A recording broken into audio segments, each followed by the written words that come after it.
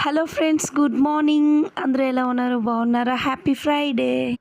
నా morning routine అయితే మీరు చూడండి గాయస్, అసలు ఎంత హడావడిగా ఉంటుంది. డైలీ మార్నింగ్ నాకు షూట్ చేసినంత ఓపిక అయితే ఉండదు. టైం అయితే 4 అవుతుంది. నేను దీపం పెట్టిన ప్రతిసారి ఆ టైంకే లెగుస్తాను. లేచి అన్ని పనులు తొందరగా చేసుకొని దీపం కూడా పెట్టుకుంటాను. ఇంకా వీడియో విషయానికి వస్తే పార్ట్ 1 పార్ట్ 2 అయ్యేసరికి గొంతు పోయింది. ఇంకా 3 అయితే ఈరోజు మన లైఫ్ ఎప్పుడూ కూడా ఒకేలా ఉంటుందని మాత్రం ఎవ్వరు అనుకోవద్దు. ఎందుకంటే అప్ అండ్ డౌన్స్ ఉంటూనే ఉంటాయి. ప్రతి ఒక్కరి లైఫ్లో కూడా ఉంటాయి.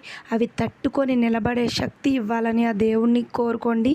మీరు రోజు పూజ చేస్తారు కదా, అప్పుడు అది ఈరోజు దేవుడా ఇలా ఉన్నాం మేము, హ్యాపీ, సంతోషం. నేనైతే అలానే కోరుకుంటాను.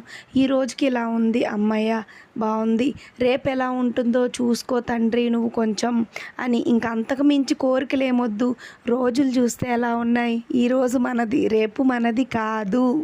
మనం ఎప్పుడు కూడా ఇలా ఉంటేనే మనం బ్రతకగలం అని ఎప్పుడూ ఉండకూడదు ఫ్రెండ్స్. ఎలా ఉన్నా సరే మనం బ్రతకాలి అన్నట్టుగా ఉండాలి. ఎందుకంటే ఒకేసారి మనం హైలో ఉన్న వాళ్ళమి డౌన్లో పడిపోయినప్పుడు కూడా అది మనకి బలం అనేది చాలా అవసరం అన్నమాట.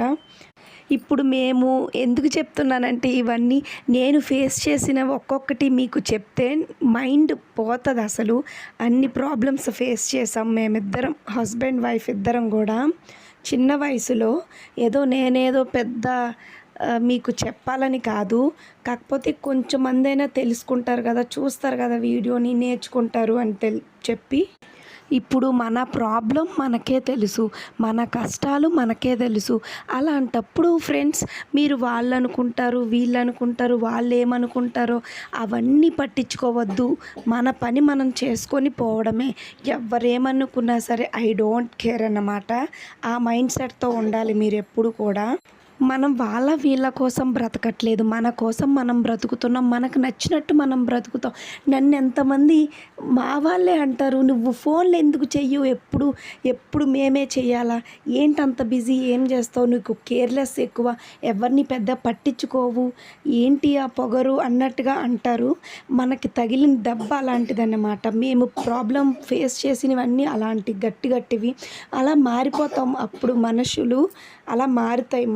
ఎంత సంతోషంగా ఉన్న వాళ్ళమైనా ఇలా ప్రాబ్లమ్స్ ఫేస్ చేస్తే మనకు అలా మైండ్ సెట్ అయిపోద్ది. అందుకనే సరే, లైక్ అండ్ సబ్స్క్రైబ్.